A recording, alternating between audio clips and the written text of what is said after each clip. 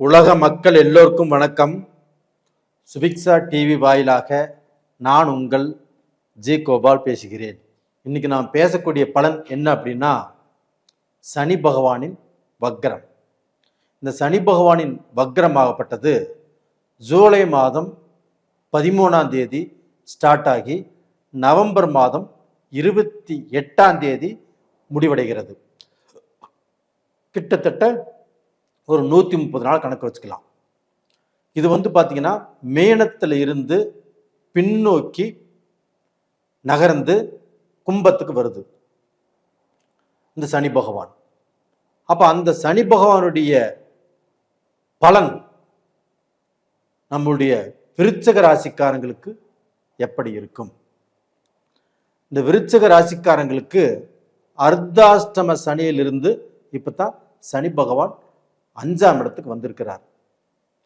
இந்த அர்த்தாஷ்டம சனியில் அந்த சனி பகவான் இருந்து விருச்சக ராசிக்காரங்களுக்கு நல்ல நிம்மதி இல்லை, நல்ல சந்தோஷம் இல்லை, நல்ல மனநிலை இல்லை, மன இறுக்கம், ரொம்பவுமே வேதனை. அது போக அதற்கு முன்னாடி 7.5 சனி, அதற்கு முன்னாண்ட ஒரு 2 வருஷம் கேப்பு, மீண்டும் அர்த்தாஷ்டம சனி, இப்படி நிறைய குழப்பங்கள் வாழ்ந்துட்டு இருக்கிறாங்க. இவங்க வாழ்க்கையில இவங்களுக்கு என்னடா வேலைன்னா போட்டியாளர்களை உருவாக்குவது. அந்த போட்டியாளர்களை இவர்களே உருவாக்கி அவங்களோட ஃபைட் பண்ணி அவங்களோட ஜெயிச்சு இன்னைக்கு வரைக்கும் வந்துட்டு இருக்கிறாங்க. அது போக பார்த்தீங்கன்னா இவங்களுக்கு செவ்வாய் பகவான் இவங்களுடைய ராசிநாதன். அப்ப இவங்களுடைய ராசிநாதனாகப்பட்டது லக்னத்துக்கோ ராசிக்கோ 9ஆம் இடத்தில் பாக்யஸ்தானத்தில் அந்த செவ்வாய் பகவான் நீச்சமிட்டார். இது 10 நாளோ 20 நாளோ இருந்தா கூட தப்பு இல்லை. 6 மாச காலங்கள் அந்த செவ்வாய் பகவான் நீச்ச கதியிலே இருந்தார். அப்ப அந்த நீச்ச கதியில பாக்யஸ்தானத்தில் அந்த செவ்வாய் பகவான் இருக்கும்போது விருச்சக ராசிக்காரர்களுக்கு இருக்கக்கூடிய வரக்கூடிய எல்லா விதமான பாக்கியத்தையுமே இழந்துட்டாங்க. வண்டி வாகனத்தை இழந்தாங்க, இருக்கக்கூடிய பூமியை இழந்தாங்க, வீடு வாசலை இழந்தாங்க, தொழிலை இழந்தாங்க, தொழிலையே இழுத்து மூடக்கூடிய சூழ்நிலை வந்துச்சு, இதையும் இழந்தாங்க. இவ்வளவு கஷ்டத்துல இருந்து அங்க எப்படா முன்னேறது, எப்படி நல்ல நிலைமைக்கு வர்றது அப்படிங்கிற சூழ்நிலை வரும்போது தான் இந்த சனி பகவானுடைய வக்ரம் வந்துச்சு. இந்த சனி பகவானுடைய வக்ரமாகப்பட்டது இந்த விருச்சக ராசிக்காரங்களுக்கு ஒரு இமாலய வெற்றியை கொடுக்கக்கூடிய அமைப்பு இருக்கிறது. அப்ப அந்த இமாலய வெற்றியால் இவங்களுடைய வம்பு வழக்கு தீரும். ஏன்னா இவங்களுக்கு 5ஆம் இடத்துல பூர்வீக ஸ்தானத்துல தான் அந்த சனி பகவான் வக்ரம் அடைகிறார். அப்ப இவங்க சொத்தோ, இவங்களுடைய பூர்வீக சொத்தோ, அந்த சொத்து விற்க முடியல, இல்லை அந்த சொத்துல இருக்கக்கூடிய பிரச்சனைகளோ இது தீரக்கூடிய அளவுக்கு வாய்ப்புகள் இருக்கிறது. அது போக இவங்களுடைய குழந்தைகளால் கண்டிப்பாக இவங்கள் பெருமைப்படுவாங்க. ஏன்னா 5ஆம் இடம் புத்திரஸ்தானம். அப்ப அந்த 5ஆம் இடத்துல அந்த சனி பகவான் வக்ரம் அடையும் போது கண்டிப்பாக இவங்க குழந்தைகளால இவங்களுடைய பெண்ணாலையும் சரி ஆணாலையும் சரி, அவங்க படிப்புலையும் சரி, அவங்களுடைய வேலையிலும் சரி, அவங்களுடைய திருமண வாழ்க்கையிலும் சரி, இவங்க சந்தோஷப்படக்கூடிய டைம் வந்தாச்சு. அதே குழந்தைகளால இதற்கு முன்னாண்ட வருத்தப்பட்டாங்க. இதே பார்த்தீங்கன்னா 2 குழந்தை இருக்குதுன்னா ஒரு குழந்தைக்கு நிறையவும் ஒரு குழந்தைக்கு கம்மியாகவும் கொடுத்தா அந்த குழந்தை அப்பாவை பார்த்தா எப்படி இருக்கும்? அவளுக்கு நிறைய கொடுத்து எனக்கு கம்மியாக கொடுத்துருக்குற அப்படிங்கிற தாழ்வு மனப்பான்மை வந்துச்சு. இந்த விஷயத்தை பார்த்தீங்கன்னா நம்ம வெளியே சொல்ல முடியுமா? சொல்ல முடியாது. இப்போ ஒரு கார் பஞ்சர் ஆயிடுச்சு, ஒரு பிரச்சனை அப்படின்னா 4 பேருக்கு சொல்லலாம்.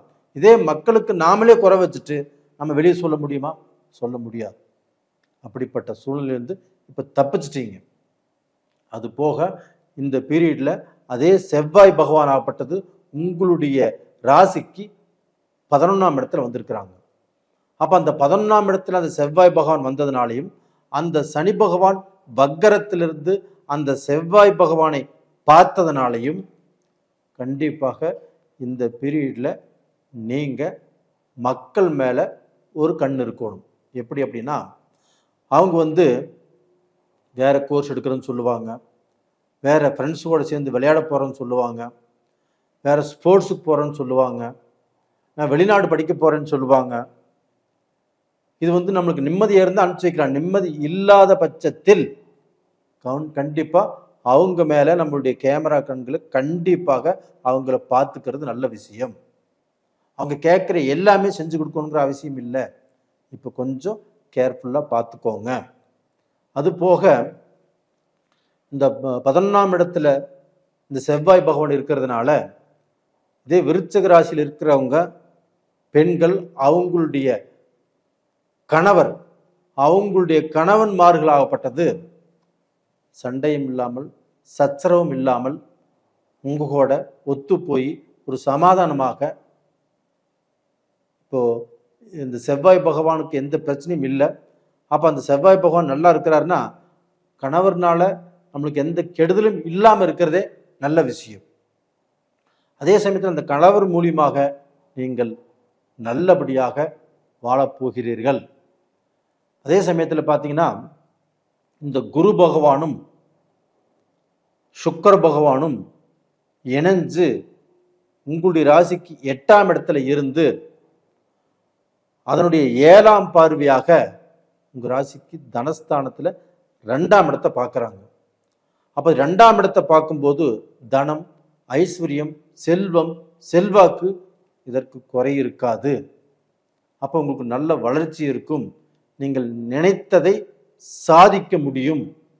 அதே சமயத்தில் குரு பகவானாகப்பட்டது உங்களுடைய ராசிக்கு 12ஆம் இடத்தையும் பார்க்குறாங்க. அப்போ அந்த 12ஆம் இடத்தை பார்க்கறதுனால வெளிநாட்டு வாழ்க்கை, வெளிநாட்டு பிஸ்னஸ்ஸு, வெளிநாட்டு நீங்கள் போகலாம்னு நினச்சாலும் போகலாம். இதே வெளிநாட்டில் உள்ளவங்க இப்போ Malaysia, Singapore, Japan, Switzerland, German, Canada, Australia, USA, London, இது மாதிரி வெளியில் இன்னும் எத்தனையோ கண்ட்ரிகள் இருக்குது. இந்த கண்ட்ரியில் இருக்கிறவங்க எல்லாம் விருச்சிக ராசிக்காரங்க நிறைய கஷ்டப்பட்டுட்டீங்க, நிறைய வாழ்க்கையில் அவதிப்பட்டுட்டீங்க. உங்களுடைய கஷ்டங்கள் தீர்ந்து நீங்கள் நல்ல வாழ்க்கை வாழ்வதற்குண்டான டைம் வந்தாச்சு, நல்லா இருப்பீங்க. இது போக உங்களுக்கு பார்த்தீங்கன்னா இப்போ கொஞ்சம் முட்டிங்கால் வலி வரும், அடி கர்ப்ப வலி வரும், பின்னாண்ட தலையில் அந்த நீர் கோர்த்த மாதிரி சில சூழ்நிலைகள் உருவாகும். எது வந்தாலும் பயந்துக்க வேண்டியதில்லை. நீங்கள் ஹாஸ்பிட்டல் போய் பாருங்கள். உங்களுக்கு எப்பேற்பட்ட கஷ்டங்கள் வந்தாலும் கண்டிப்பாக தீர்ந்து போகும். காரணம் உங்கள் ராசிக்கு 2ஆம் இடத்துல குரு பார்க்குறாரு. அது போக நீங்கள் இந்த பீரியடில் வணங்க வேண்டிய தெய்வம் உங்களுக்கு எப்பவுமே முருக பகவானை வணங்கினாலே போதும். அது இல்லை, அது போக சிவன், அதே சிவன் கோயிலில் காலபைரவர் இருப்பார். தேய்பிரை அஷ்டமியில் காலபைரவரை வணங்கி வருவது நல்லது. இது பர்டிகுலராக சொல்லணும் அப்படின்னா கோவில்பட்டி பக்கத்தில் கழுகுமலை அப்படிங்கிற ஊரில் காலபைரவர் இருக்கிறார். இவரை போய் வணங்கலாம். இப்போ நான் மும்பையில் இருக்கிறேன், நான் டெல்லியில் இருக்கிறேன் சார், நான் போகணுமா அப்படின்னு கேட்பீங்க. அதனால் காலபைரவர் உங்கள் வீட்டுக்கு அருகாமையில், உங்கள் ஊருக்கு அருகாமையில் எங்கே இருந்தாலும் அஷ்டமி நாளில் காலபைரவரை வணங்கி வாங்க. கண்டிப்பாக நல்லா இருப்பீங்க. நேயர்களே, இந்த பதிவு பிடிச்சிருக்குன்னு நினைக்கிறேன். லைக் பண்ணுங்கள், சப்ஸ்கிரைப் பண்ணுங்கள். அதே சமயத்தில் நிறைய பேர்த்துக்கு பதிவுகள் நிறைய போட்டுட்ருக்கிறேன். அந்த பதிவு எல்லாமே நீங்கள் பார்த்துட்டு வந்துட்டுருக்கிறீங்க, லைக்கும் பண்ணுறீங்க, சப்ஸ்கிரைப்பும் பண்ணுறீங்க. உங்கள் எல்லாத்துக்குமே என்னுடைய மனமார்ந்த நன்றிகளும் கூட. நிறைய பேர் ஜாதகம் அனுப்பிச்சிருக்கிறீங்க, நான் பார்த்து சொல்கிறேன். இன்னுமே உங்களுடைய லக்னத்தையோ உங்களுடைய ராசியையோ உங்களுக்கு என்ன தசை நடக்குது, என்ன புத்தி நடக்குது, நாம் சொல்லக்கூடிய பலன் 80% பேருக்கு நல்லா இருக்குது, மீதி 20% பேருக்கு நல்லா இல்லை அப்படின்னா உங்களுடைய ஜாதகத்தில் ஏதோ மிஸ்டேக் இருக்குது.